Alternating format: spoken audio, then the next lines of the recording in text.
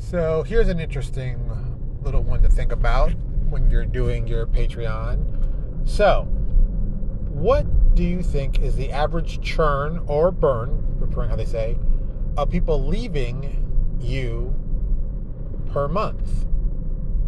Like, basically, what percentage of people leave your Patreon per month? So I didn't know what it was, and I was wondering. I was like, oh, let me do some research on this. So, of course, thankfully enough, Patreon had some research on it. And the research said is that on Patreon, 5% is what your churn rate is monthly. 5% is the average. That's the average that everybody assumes. And I'm like, yeah, okay, I believe that. So I did some math on it. And, 5% doesn't sound like a lot to really start doing the math. So let's do some fun math for you people who are into this fun stuff. How many people after 1 year, if you started with 100 people, you'd be left with, after a year, 5% churn? So initially I was like, it can't be that many. 5%, maybe, like 15, 20. That's what my initial thought was. Well, I did the math on it. And when you do the math on it, at a 5% loss every month for a year, when starting with 100, it's 40 people. And it kind of hit me right then and there. Like, what the hell? I'm like, that can't be right. And of course I did it with, piece of paper and pencil, did all this stuff. And I'm like, oh my God. So literally you could lose 40% with just a 5% churn. And, I always wonder, because subscription-based companies, there's always this whole thing of got to keep the churn up, don't want to lose their money because of churn, got to keep that, because once again, a little hole in the boat will sink the boat quickly. People won't realize it. It doesn't seem like it's a big thing until it is. So here we are thinking, like, why are people not paying attention to this number more?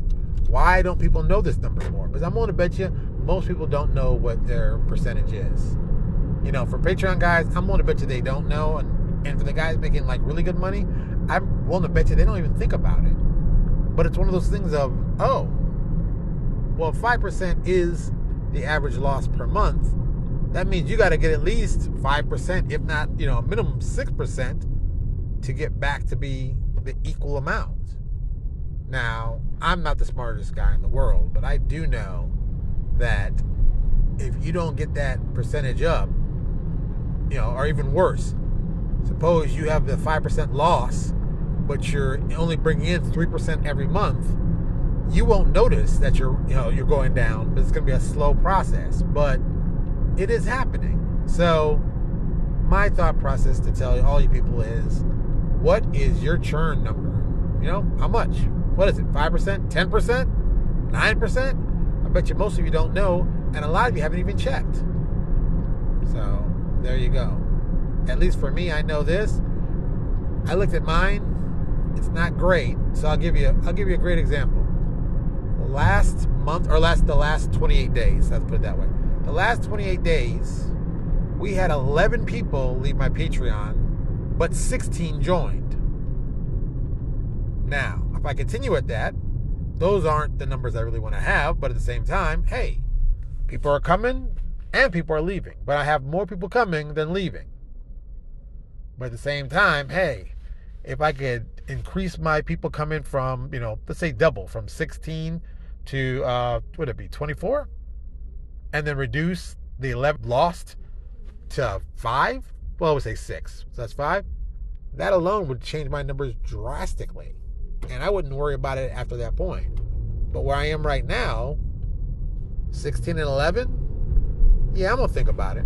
I'm going to think about ways to try to see if I can stop this. I mean, what do I got to lose? Except for, patrons. Hey, what can I say? If you enjoyed this video, do me a huge favor. Click the thumbs up button below. If you didn't like it, hey, you click the thumbs down. We're good either way. Thank you so much. I appreciate it, and I will talk to you all later.